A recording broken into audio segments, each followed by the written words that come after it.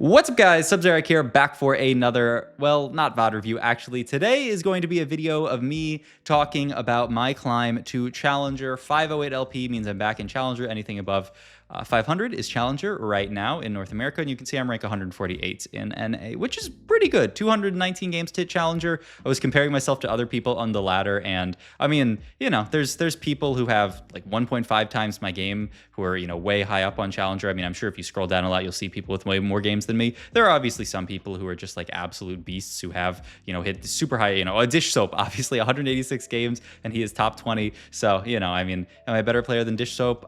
You know what, I'll leave that up to you. I'll leave that up to you to answer that question. But yeah, I really just want to talk through my climb, my approach to this patch. You can see it was, you know, some really good days of games, some rocky roads, but the big thing is that, you know, today's the 24th. You know, a week ago I was D1 0 LP, D2. You know, I was Masters 0 LP like 5 days ago, and in 5 days I've gone from Masters to 500 LP for the Paris snapshot. This is why I, you know, have been grinding so much. Sorry that I haven't been streaming as much. I'm going to try to stream more this week now that you know, I've finished doing this. But I wanted to lock in hard focus because I really want to get a competitive pass for Paris and go and compete.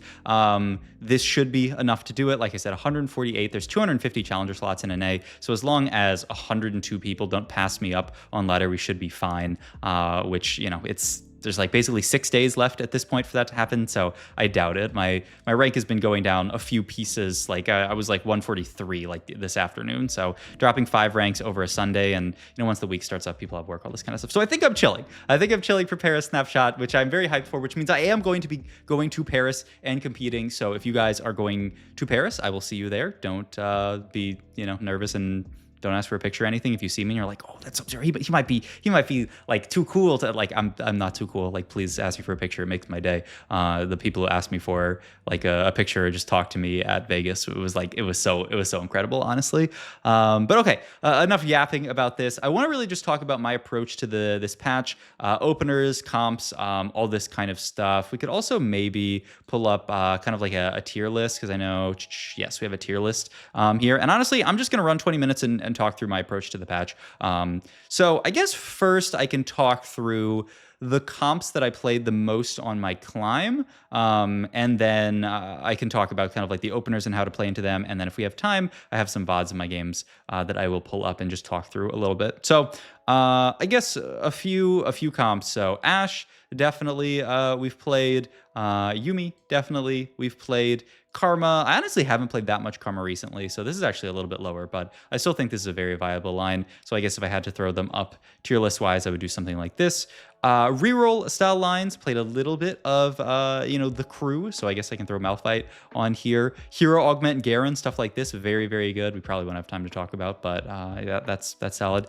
2-cost reroll lines, only one that I've played any games on is Kai'Sa, which I think is very solid. All the other ones I've not played a single game on, and Vi Hero Augment, I guess, I'm happy to play. 3 costs, obviously we have the Jace Caitlyn stuff. Aside from that, the only other one that I'm open to playing is Smolder. I've really not had much success with this Darius line. It's probably fine, but you know, whatever. And yeah, these are really the main lines that I'm defaulting to right now. It is a good idea in TFT in general, and these are, you know, I could probably rate these more accurately, but it's really just, will I play this? And you could honestly just put Karma up here and say, will I play this line as well? So yeah, these are, I guess, the Hero Augment ones, honestly, you can throw over here because these are, you know, played very frequently, very much less frequently. So it's really, yeah, I guess it's kind of like 3-4 cost lines that you're open to, a couple of reroll, like 3 reroll lines that you're open to, and then also very niche stuff, which, you know, that's what TFT is all about. Okay, so let's kind of talk through each of these lines a little bit more in Team Planner. So Ashe, first of all, like late game board that you're going for, there's 2 variants. I think both are very, very strong. There's obviously the duelist Udyr version that I think like a lot of people is duelist a class. I never remember what's a class and what's the thingy. But there's obviously this version that, you know, a lot of people play towards, where it's it's you play for Udyr, you give him the Colossal power up, and you make this giant Udyr. If you guys, I mean, I literally just did a VOD review on this. This line, very, very solid. But there's also the Juggernaut line. You can also, so, you know, like this line is, this is the board, and then you put Colossal into Udyr. Itemization wise, you really want, it's like a very kind of specific BIS on Udyr, which is slightly awkward. You can definitely, you don't have to go for this every time, but each of these items do provide Udyr something really important. The Titan's Resolve providing CC immunity is really good. The Sterax scaling really well with the extra HP from Colossal is really good. And the Gargoyles providing resist is really good. Ashe items, Gwinsu, Krakens, and then if you guys watched my last game, you saw a really high priority Edge of Night on Ashe, or my VOD review of Dish Soap. This I think is actually really important on Ashe. I played an Ashe game the other day, and I'm pretty sure if I did not have this setup on Ashe, I would have bought forward the game. And I actually lost a few fights in stage 4 because I didn't have the Edge of Night, and then I ended up making it, and it saved me a few fights, and I ended up going fourth in a lobby that like I could have easily died on. I had a game where I fought someone, I think their build was Radiant Gwinsu Flickerblade, and I was like, well, obviously I'm gonna lose this fight, and then I beat them, because Edge of Night just made of Ashe drop aggro, and then she just killed their Ashes. So you really want Edge of Night on this Ashe unit, just to keep her alive for those last few seconds. There's so many late game fights where having this Edge of Night will keep her alive long enough that it will end up winning you the fight. So this is one variant of Ashe, but you also can just play the straight up Juggernaut version. So, you know, you can just play all of the jugs on this board. Just play for 6 jug. I'm missing a 2-cost. I'm missing Mundo. But yeah, you can just play 6 jug. You can still go Colossal on this guy. You can also just, you know, as you find 5-costs, you can play them. Zyra is obviously a cool extra in because she's Crystal Gambit, so this is usually your highest priority one. But Twisted Fate can be a very solid duo carry on this board, and Dr. Braum is really nice because he's providing you Luchador with Dr. Mundo, and with Luchador, Dr. Mundo is an absolute monster. So this is also another very, very strong version that you can play. You really just flex between them based on, do I have things like Sterax? Like, am I really interested in playing this giant Udyr setup? And then to like what am I hitting on? This also does feel a little bit more solid to go level 9. Oh, I guess I also didn't talk about level 9 in the Colossal comp. Very often is look for double Colossal. You can look for Colossal Udyr plus Colossal onto the Lee Sin. If you do that to Colossal, it's just so much. I mean, here I can pull it up here actually. Why not pull this up here if I'm going to do this? But yeah, Colossal, 2 Colossal. You can see one Colossal 1000 HP, 20% DR, 10% damage amp. 2 Colossal, they both get 1400 HP, 25% DR, 30% damage amp. You have a 2 Colossal board. The Udyr and the Lee Sin are just farming people, and you can just play it on 9, just 2 Colossal plus Ashe. It's very, very nice. So that is kind of, you know, generally how you cap out this board.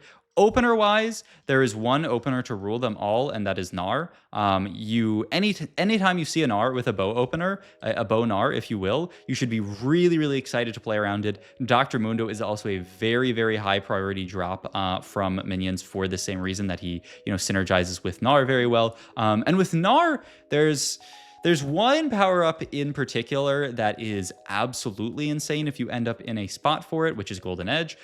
If you can pick up Golden Edge and get this Gnar stacking, this just gives you you can essentially get a gold econ augment from your power up, sometimes better than a gold econ augment. I've gotten to the 10 gold range with Golden Edge, which means it was, you know, 10 plus 9 plus 8 plus 7. I don't know what the number is on that, but I mean, it's like 50, something like that. Like, it is an insane amount of gold. And obviously you can't get that every single game, but if you ever start with an R and you can build a Gwinsu's Rageblade onto him, you're always interested in doing this. Always, always, always. Just Gwinsu's Rageblade onto your Gnar.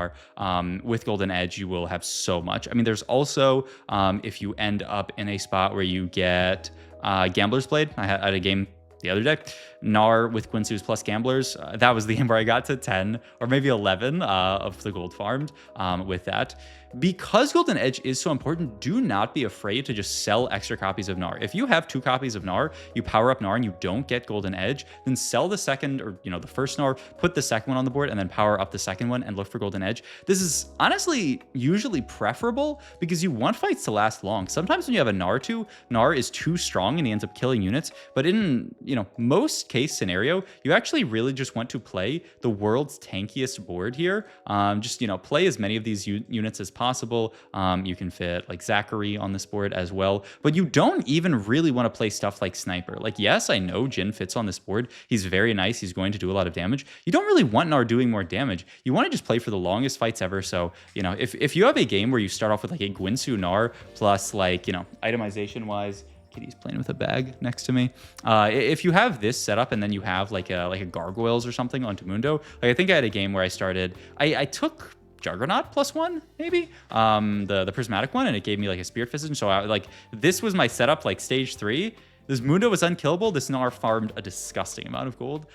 So just be on the lookout for being able to play around Golden Edge Gnar. It is so disgusting. You can even play Golden Edge Gnar into other lines, which is hilarious. But if you get a Gwynsu play for Golden Edge Gnar, obviously Krakens, can serve as well as another, solid item to play into this. The other, I guess, thing to point out with this line, with a lot of lines, this patch, they're very item dependent, right? You really want to play for specific items. And so this very often means, early stage 2, I'm lost streaking, losing the first 3, so I can pick up that bow for Gnar if I don't have the bow already. If you have the bow already, then sure, make the Gwynsu and be happy with it. I also realized I'm 11 minutes in. I've talked about one comp, so maybe we'll have to zoom more to talk about other comps. Yuumi, oh, actually, I left a comp off on this board here, which is Syndra, which honestly, this can be the next comp that we talk about because it's one of my favorite lines this patch, and I feel like one of the most underplayed ones.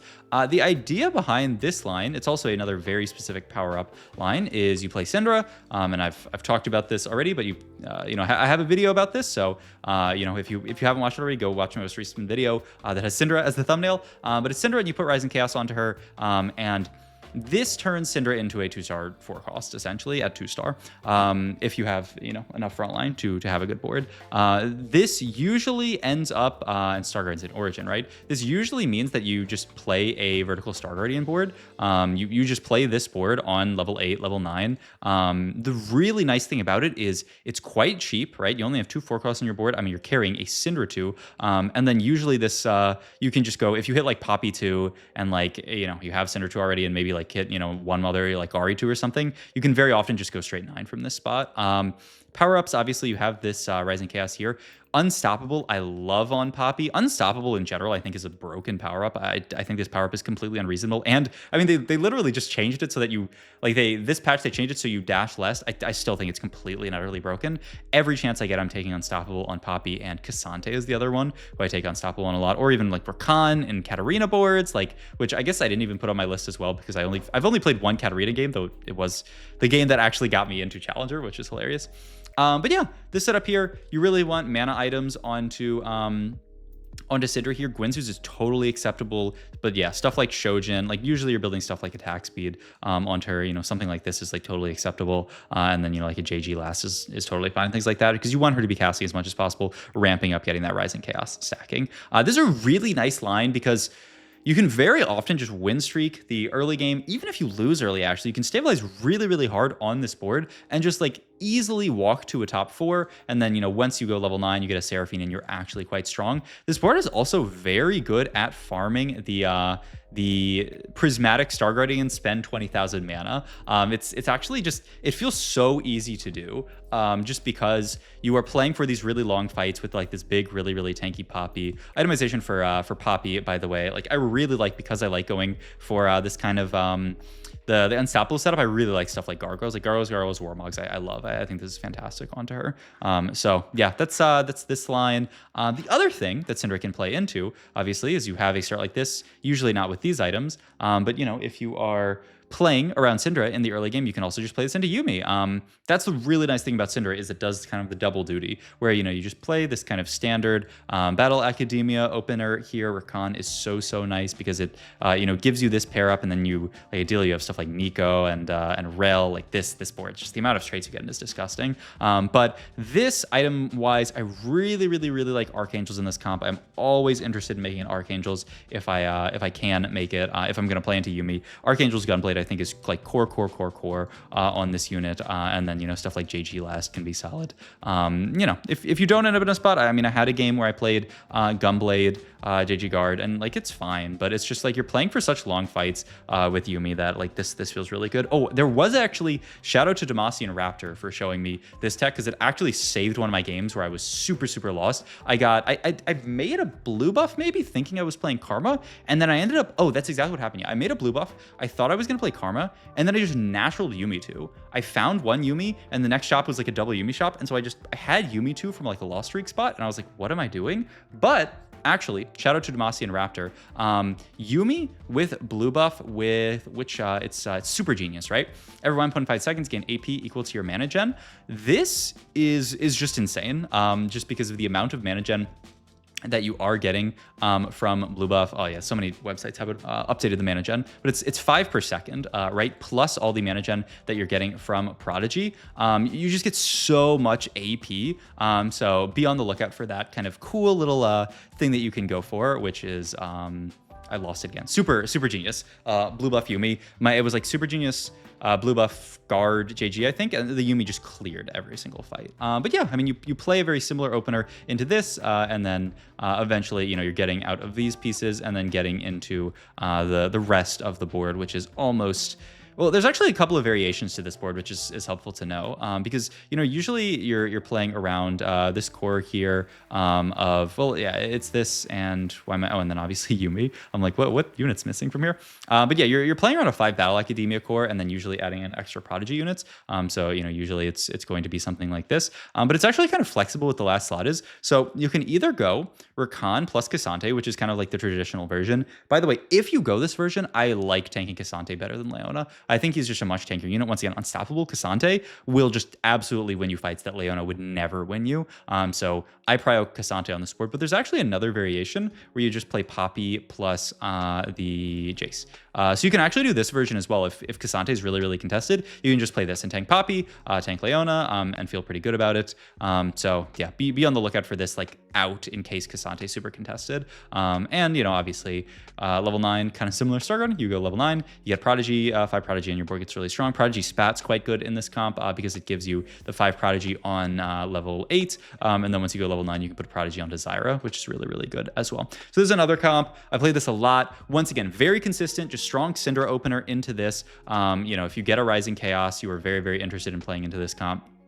So yeah, that's another line that I was happy to play in. Karma, I honestly didn't play this that much. So yeah, honestly, I don't even really want to talk about it because I barely played it on my climb. But I do think this line is solid if you know, get early, like Chojin, JG, stuff like that. You know, it's really, when you make a mana item, you're committing more towards Karma, other than the, you know, the super genius Yuumi thing that I talked about, just because, you know, the Yuumi units, the Prodigies, don't really like mana gen. I guess we can talk about this Jace comp, because actually I will show you guys something embarrassing actually from my match history here, because it's actually it's fun to talk about actually. So honestly, if I just pull this up, will it? Yeah, I mean, it should come up here. This game, Silvermere Dawn, this is a Radiant Sterak's Gauge Hodge. I went 8th. I was so mad this game that I went 8th in this lobby because I thought I had won the lobby for free. But there's a few actual pieces of this comp that it's a little bit, and you can see the game before I actually went 8th as well with like a Radiant Sterak's. Like I almost swore off this comp. I was almost like, I'm never going to play this comp again. And then, you know, the next time I get Silvermere, I end up winning the lobby, and, you know, I have a lot of good games on it in general, because it's a broken line. If you get Silvermere Dawn with a lot of other options, it's very broken as well. But a few things that are important with this line. One, your mid game is completely dependent on Caitlyn. This Jace unit, I mean, stage 1, he's whatever. But stage, like you're really it's an Origin, right? Battle Academia, because they look cool. Yeah, that's how I remember it. But like really, when you're in, you know, like your stage 3, and you know your board is something like this, and then, you know, maybe you have like a random like Aatrox on your board or something. When this is your board stage 3, and then early stage 4, when you're rolling, you haven't hit your 3 stars yet. The difference between a, you know, 3 item Caitlyn and a, you know, 0 item Caitlyn, like if you had 2 different options, this could either be your setup up where you could have like 3 like BIS Jace items. So, you know, this could be your spot, or you could remove these 3 and then have like 3 BIS Caitlyn items, you know, something like this. You would take this option every single time because Caitlyn will just kill units, will just win you fights that you would otherwise absolutely lose with Jace. This Jace unit 2-star is actually just a piece of trash. So if you're playing this line, just make sure that you are prioritizing Caitlyn items, and then leftover items end up going on Jace. Obviously, like the big outlier with this is Silvermere Dawn.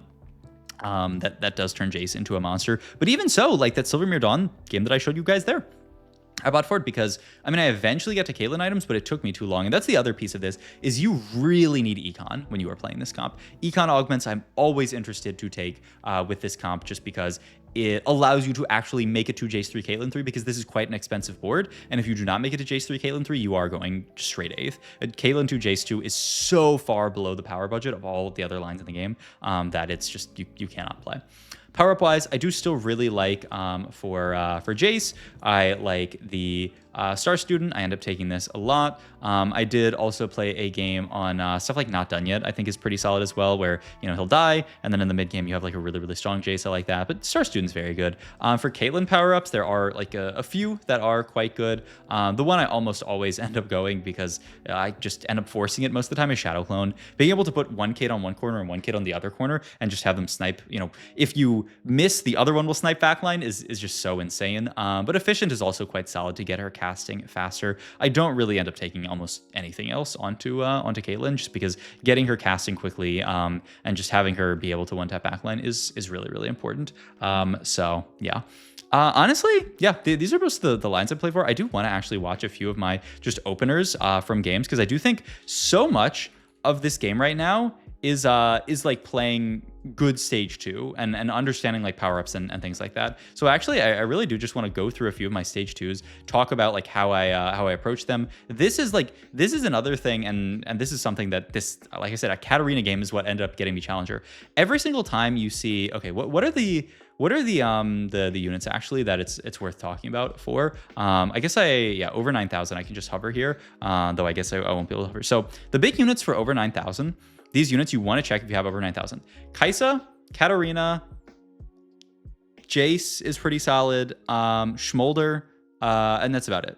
I don't think I'm missing anything obvious. The one costs are usually Kale. Kale is the other one, I guess. I have not played a single game of Kale, but I have seen over 9,000 Kale, and it's done fine. But the ones I played the most are Kaisa, Katarina, and Schmolder. If you can hit over 9K on any of those 3 units, you take that, and if you have at all reasonable items, you play that line. Just because the amount of scaling that over 9,000 gives you throughout the course of the game, I mean, it's just disgusting. You get so much. The big one is mana gen. That's the one that you are rooting for, because like you think about it, like a lot of these, like blue buff gives you 5 mana gen. So one tick of over 9,000 is giving you like 1/5 of a blue buff. You even just look at, actually, does just Meditative or yeah, it is op.gg have the, yeah, no, it doesn't have the component stats on here, but I mean, you can compare it to these other ones, right? Like a recurve bow is 10% AS. When you get the AS from over 9,000, it gives you 4%.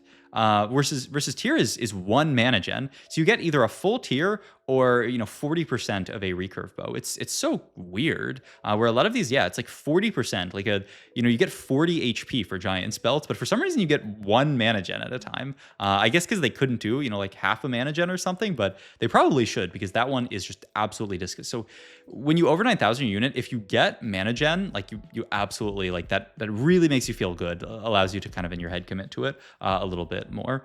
So this is what I'm doing here, is I'm looking for over 9K onto my my Katarina here. I miss it, and so I'm like, I'm probably just gonna sell this Katarina here. I hold it for a sec actually, just in case I need to play it for Academia, but I know like I'm probably gonna have to sell this so that I can buy extra units here. And yeah, I do end up selling it here to pick up. Remember, once again, Gnar very important to hold, and then I'm also holding the Syndra opener here, but you can see we don't actually have the best opener to play into Gnar here.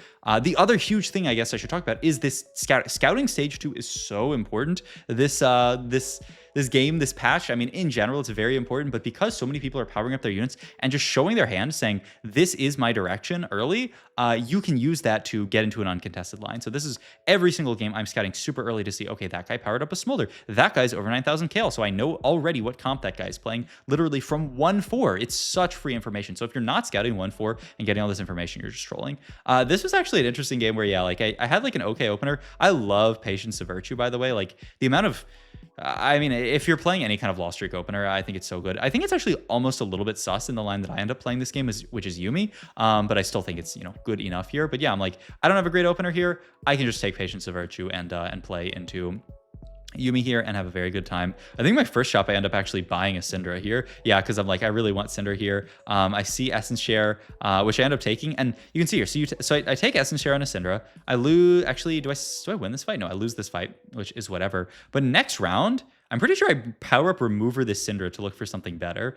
Yeah, I do power up Remover, and then I find Rising Chaos. Like, the priority on Rising Chaos is very, very high in this line. And then from here, like, I was thinking, I think I was, you know, in this spot, you can be between Yuumi or Star Guardians. I end up being Yuumi because I get, I think it's off care. I end up making an Archangel. Yeah, my item drops kind of give me an Archangel. And so I'm like, okay, I'll play Archangel into Yuumi. It makes a lot of sense. I'm already at 25 minutes, but I want to watch a couple more. And this is a game, by the way, where I mean, I used my extra rerolls on 4. I think I waited until 4-2 even. Yeah, I just used my extra rerolls, rolled it down for. Oh yeah, I used a lot on. No, yeah, here it is. So I locked for this Cassante.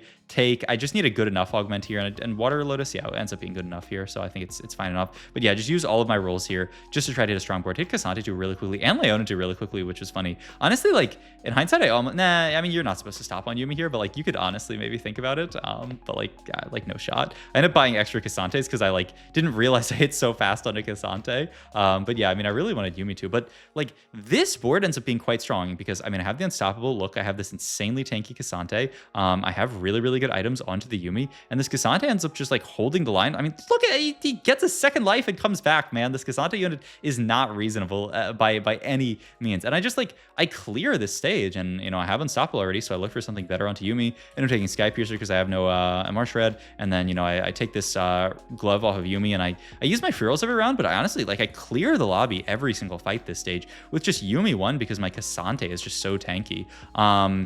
Other, I guess, important thing, because we're getting near the end of the video, is positioning late game. You can see there's a lot of people I need to position for in this lobby. There's this guy who's Malphite Hero Augment. You know, usually there's like a Jace player in your lobby that you have to position for.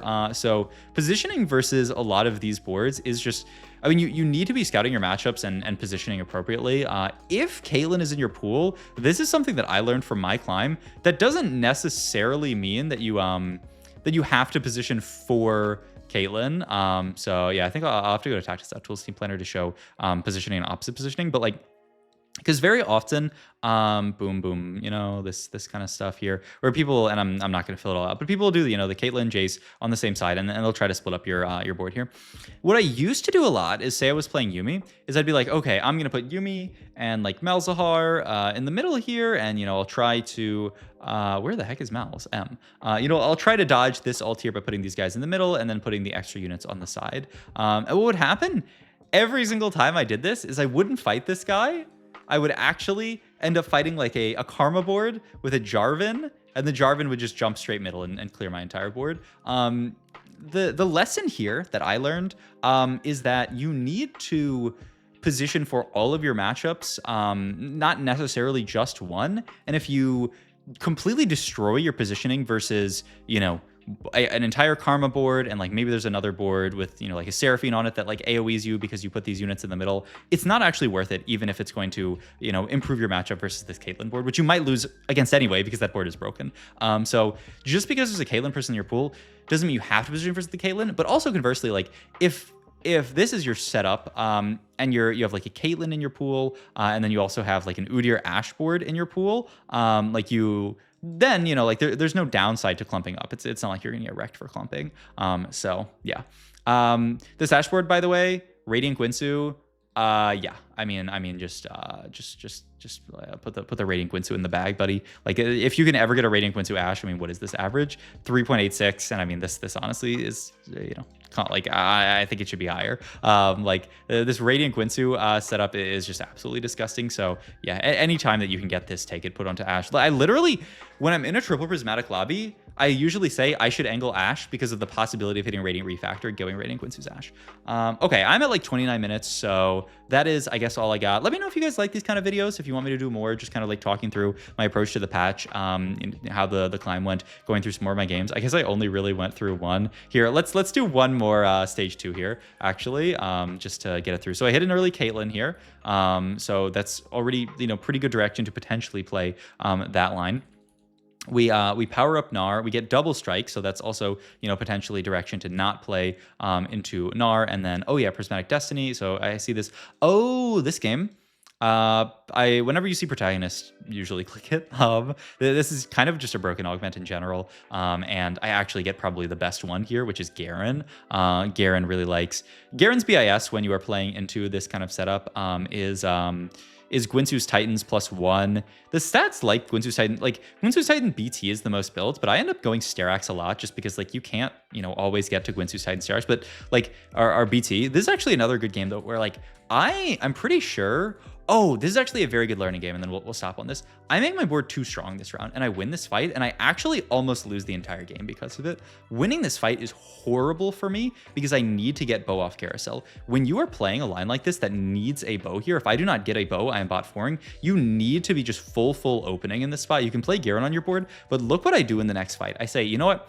I won that last fight. I'm too healthy. I want to take max damage here. This is the board I'm going to play. I'm still actually greedy here, and I play Battle Academia to try to stack up Garen here, but I just full open my board so that I can try to take as much damage as possible because I want to be first pick on carousel. And look at this. I dropped down to 90 HP. I win the tiebreaker, and I actually end up getting a bow off carousel, and my game is saved. Like, I was so scared that I wasn't going to get a bow off carousel, but like I almost really messed up this game at 2-2 by not inting for perfect items off carousel. Because if you win that fight and you don't get this bow off carousel, my game is hosed. I never find a bow this game. I can't play Garen. He's not stacking up at all. The game's over. But instead, I get to play for Garen. He stacks up an insane amount. I natural this Caitlyn. Like the game just, I just end up getting a huge Garen later. Garen 4 with protagonist. And I was able, because it was Scuttleball, to go for Caitlyn 3 and Jace 3 as well. So the board just clears everybody with this giant Garen. So yeah. All right, and this guy tries to go for Lee Sin 3 and he misses it. All right, yeah, this video is way too long. Hope you guys enjoyed. Let me know if you like this kind of video. If you don't like this kind of video, I guess let me know. Sorry. But thank you as always for watching. Thanks for supporting me. I am going to try to stream more now that I am locked in. I probably won't be streaming me playing ladder because I am going to sit for a week to try to get this. I want to stay at this rank. I do not want to randomly queue it up and go 8th and be 450 LP and then queue it up and go 8th again and be 400 LP and then like I'm going to smash my monitor. So I'm probably not going to do that, but I might stream just VOD reviews. New patch coming Wednesday, so we can talk through that as well. So yeah, thanks always for watching. Like, comment, subscribe, Twitch, Metafy, all my links down below. If you guys want to know how to hit 500 LP Challenger, check out my Metafy down below. Yeah, no, I won't say anything else. But check it out. And yeah, I'll see you guys in the next video. Thanks for watching. Bye-bye.